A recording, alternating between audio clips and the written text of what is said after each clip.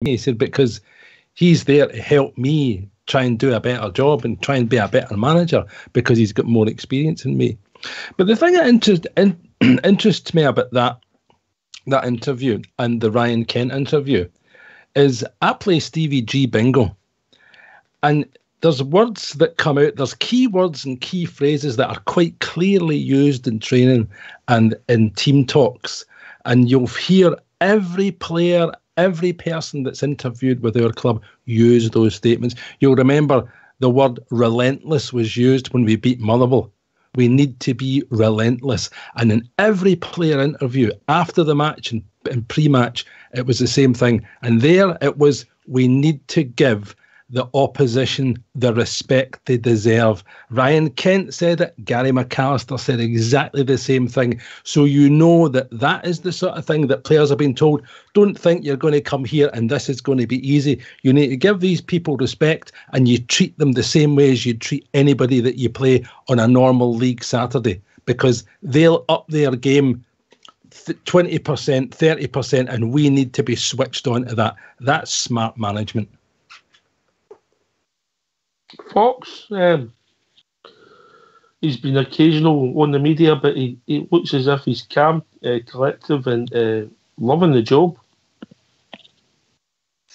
I think he's a great calming influence behind Steven Gerrard. A man was, I think it was Jimmy there said, played for multiple clubs. Started his career in Motherwell, played for Leicester, Leeds, Liverpool, and finished his time at, I think it was Coventry, where he did take up the mantle of the manager. Didn't he go great for him? Coventry were a club that were in dire situation at the time. I think he also went on to do a wee bit of Aston Villa, if I can remember. So he's got tons of experience, worked with plenty of good coaches, and a great asset for Steven Gerrard to bounce his ideas off him.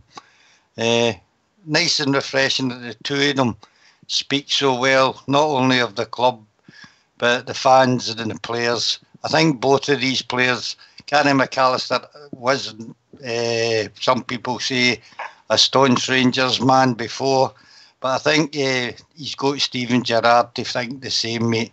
These two men are trying to plot our future, and I think the start they've made is absolutely tremendous.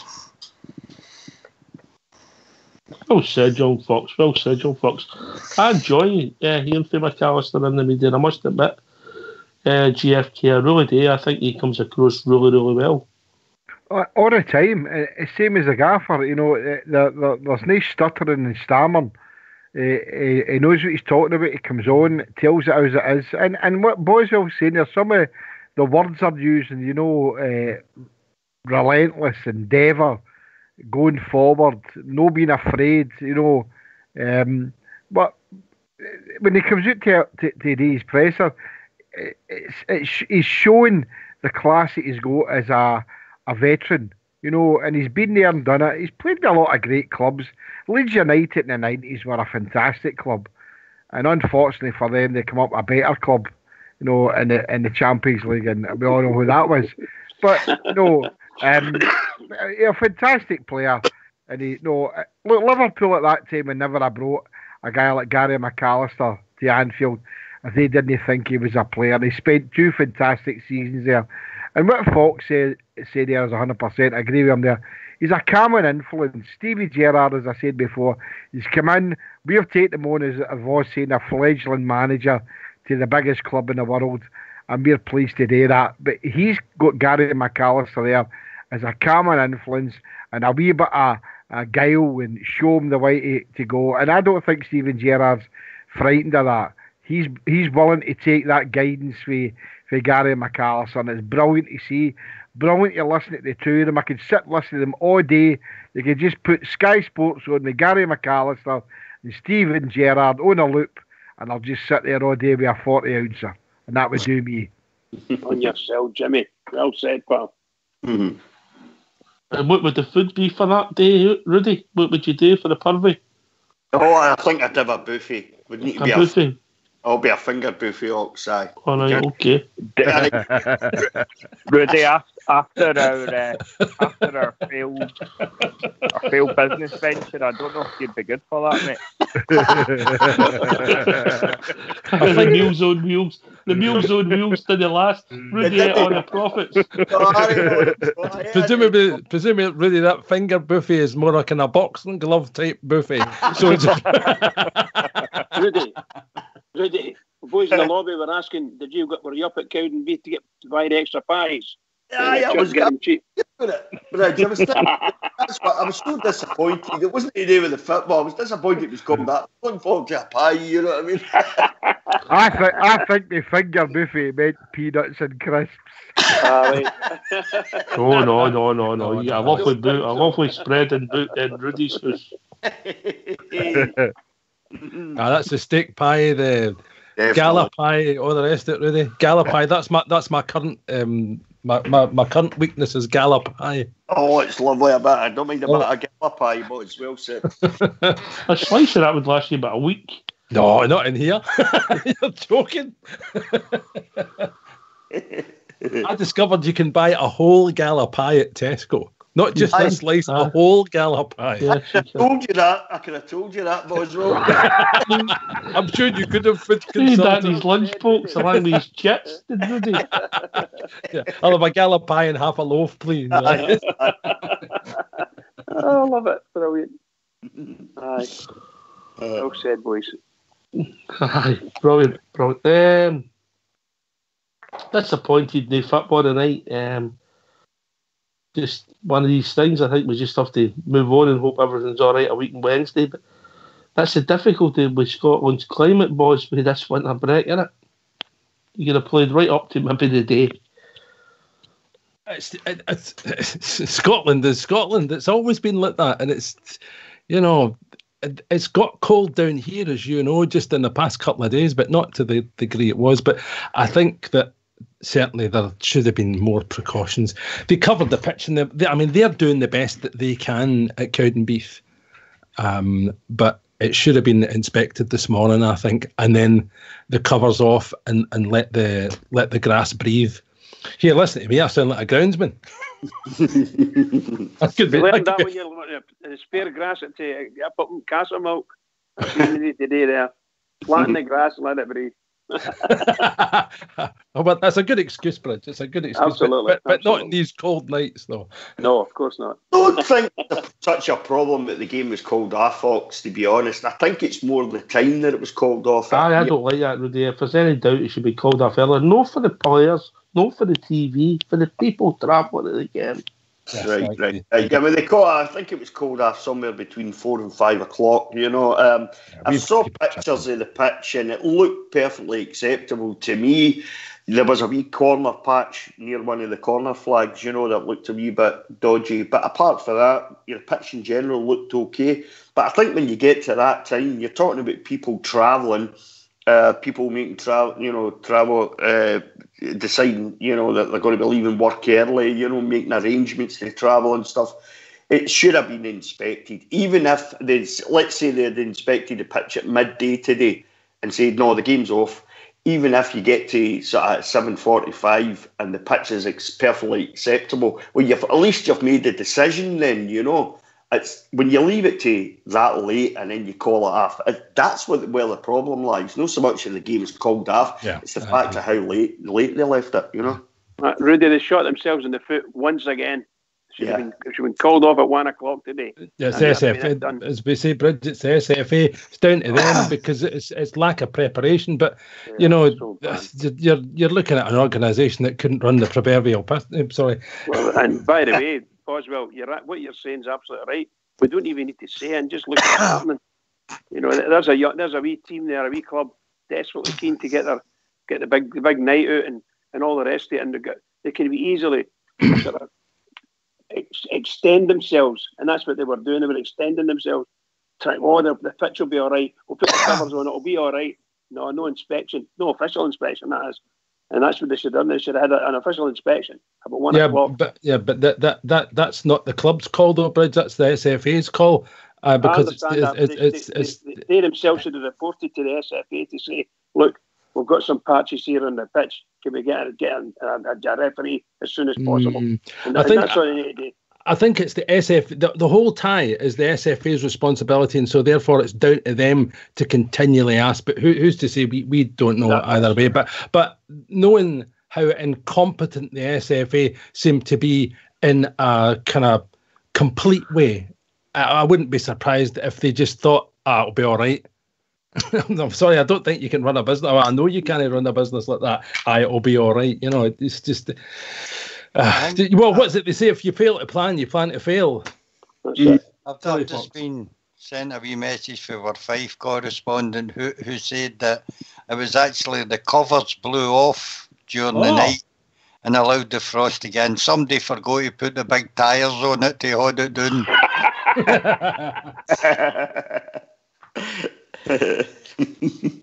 Well, if that happened, what can you say? You can't say nothing.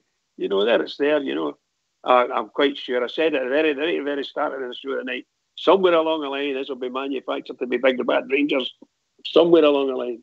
I think we've also got to say an Bridge. Well, Bridge, do you reckon we huffed and puffed and blew the cover up? I'd probably say that. I think it's also disappointing for Cowdenbeath as well, because this would have been a huge night for them, a televised game. They're playing the biggest club in the country, you know, packed out stadium, you know, they had all their hospitality all ordered and sorted, you know. Yeah, so it's got to be a huge disappointment for them. And as far as Cowdenbeath's concerned, they've obviously done everything they possibly could do to get the game on. I haven't seen all the Donald Finlay stuff. I'll look at that later on. But by sounds of things, he's pretty disappointed that the game didn't go ahead, you know. So it's disappointing all round for everybody. Fans of both clubs. Both clubs are probably disappointed the game's off. But it just means we look forward to Sunday even more now, you know, and hopefully we see Defoe and Stephen Davis on Sunday, you know. I just think, see, because it's been called off, and obviously we've got Kelly on Wednesday, I think we will actually play a full strength team in the friendly just to get some minutes into all the legs. You might be right, yeah.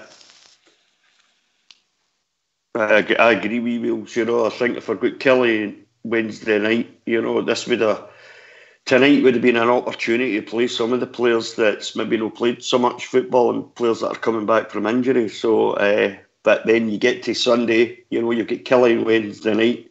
That's going to be a tough game as it is. So probably on Sunday you'll see a pretty much full strength team. I don't think he'll tinker too much. He'll pick his first 11, I think, for Sunday. I think I think they'll give us a game, mate. They're champions of the league, and they'll want to come here and make a wee reputation for themselves as well. I think they'll put out a strong side and all, and I think it'll be a pleasant game to watch. 100%, Fox. I totally agree with you. I think it'll be something. My mate said to me the other day they're about 14 points ahead or something. 16. 16, is it? Aye, there you go then, you know. So they're no mugs, you know, and they'll have some good players, really good players, you know. Well, they had Alfie. They had Alfie. There's the proof. Aye. You know, so I think, I don't think it'll be an easy game on Sunday. I don't think by any stretch of the imagination. They'll want to come on Sunday and they'll want to impress. They're playing at a huge club. They're playing at a big stadium. You know, it'll be a good crowd there. Not be a full stadium, but it'll be a fairly good crowd there on Sunday, I would imagine. Aye, so they'll want to come and impress. So it certainly won't be easy. They'll put up a real fight, I would imagine. What do you think? Can I ask a question of all of you? What do you think of approaching SFA and ask them to switch the tie to Ibrox for the 30th? No, do that, Bridge. Can't do that. Okay, just an idea. That's what I was talking about earlier on, Bridge. Right, To save a backlog of fixtures, if there's any doubt in the game at Cowdenbeath and the small club agrees to play at the other part, that's what they should do, because Cowdenbeath's part could be out of commission, mate, for a month, maybe more. Yeah. You know. Can I come in there? It'll no happen. Something happened about seven or 8 years ago. Yeah. And I can't remember who it was. And their game was postponed something like 6 times, right? And it was I wish I could look this up. It's under the rules. The only way a game can be changed is for safety reasons, i.e., if the stadium doesn't hold enough fans, the terracings or whatever are deemed to be no up to standard. They can't switch it for weather, guys. It's not going to happen. Although I would like to see that happen, it would give them a good payday. This also applies down south, down in the Premiership. That the only way the game can be transferred or swapped to the other ground is if it's deemed the other ground is unsafe. So it's never going to happen, and I can understand where Fox is coming from, but it's never going to happen. It's a great idea, but it's not going to happen. And come the 30th of January, the way we're not all weathermen or women, whatever, but I tell you, it looks as if we're going to be in for a bleak couple of weeks, 3 weeks in Scotland, especially in central Scotland, and it's going to be bad. Can I just ask something, Knox? Sorry about that. On you go, mate. Right. What I'd like to know is what's changed for, like, say, 20 years ago when you used to play in all sorts of weather. The games would have been always postponed for that. You know, no, but the thing is, if you think the way it used to be, you know, the pitch could be full of snow, they'd bring out the orange ball. Would it be if the pitch was frozen? The game wouldn't take place. The fans were all men then, good hard men, and the players were hard men. I mean, just went. Even if you had holes in your shoes, you still went to the football. It's all doing the health and safety, guys, and the game's going further and further towards a non-contact sport, never mind anything else. I think there's a lot of money to be made by bringing back a version like a football, like the wrestling, mate, where you can go back to the rules in 1948, where challenging the keeper and putting people in the homos went quite by the way. Yep. And well, that's legal now, instead of jumping off the ropes at corner kicks, centre half should be allowed to jump for the bar and forearm smash the attackers. You know, Look,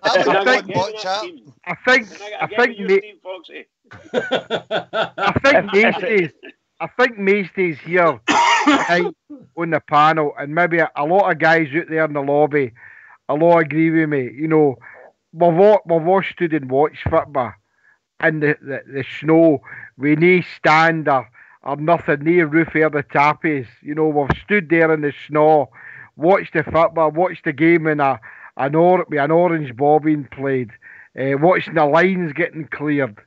It's all mamby-pamby stuff now, and that's the way I'd like to see football go back to the good football, that players were players and men were men, and all this rubbish now about calling a game off because of a bit of snow or a bit of frost. Jeez, man, anybody out there had a mould master in the boys? It's sore. Aye. And the snow, it's sore. Why in the ear? It's sore. I've had it done to me. I know exactly what you're talking about, Jimmy.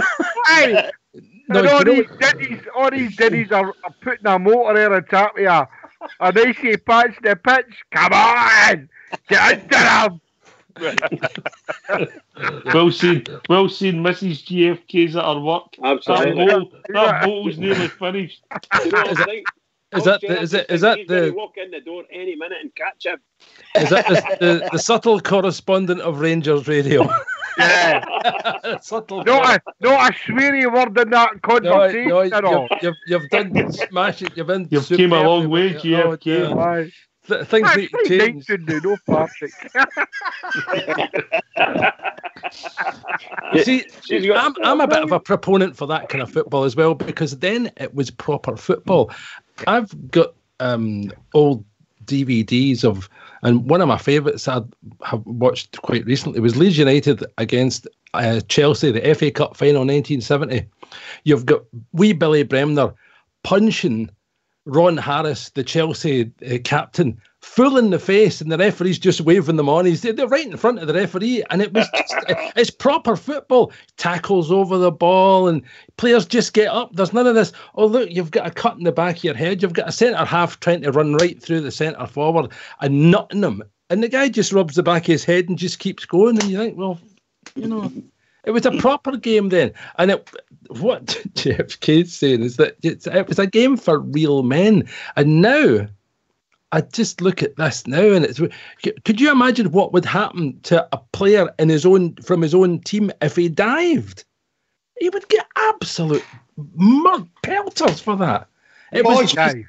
All you have to do is look at the treatment of Alfredo Morelos in the press. Yeah, exactly. Just for being physical. He's physical. It's part of his game, you know. It's how he plays, you know. And the treatment in the press, you know, it's just been laughable. You know, because he's a wee bit of a throwback to old-fashioned sort of players, isn't he, Alfredo? Well, Joe Jordan, players like that. We all remember Joe Jordan. Yeah. That's why he had no teeth. You know, can I just... I remember at the old Tynecastle, right? And I'm going back to the 70s, early 70s. And Rangers were winning 3-0, so we decided to have a snowball fight. You know, the terraces was covered in snow. Nobody cleared any steps. They put a wee bit of sacks of salt outside the terrace and that to let you get into the game. And it was up to you. And it was up to you to go to the game. You know, you went into the game and you wanted to make sure that your Buck, well, you didn't have Buckfast there, but your Eldorado or your Candle Lager at that time were Manchester Cream. Oh, yeah, that was nice, yeah. and that's the way it was then. And I know everything's all went a different way, you know, and health and safety and all that, and we're all making a joke here, but come on now, you know, it's not a man's game now, and I know, and although we all love to go and see Rangers, but it's I'm fully agreeing with you, Jimmy, because I remember going up to Aberdeen wearing just a pair of training shoes, thin trousers, my Rangers shirt and a scarf in each wrist. And I was going up to Aberdeen, and it's that you're going up to Aberdeen in December dressed like that. Now, you would get arrested before you got on the train at Glasgow Central. I must admit, Oxshare, I don't recognise the violent football that Jimmy was just describing there. I know you were always a ball player, Bridge. Anyway, gentlemen, we've reached that time of the evening. Sorry we had no football to talk about tonight, but it was with our control. Can I thank everybody that's took the time? But the boys on the phone have been brilliant tonight. Ron, the boy Colin, who else phoned in?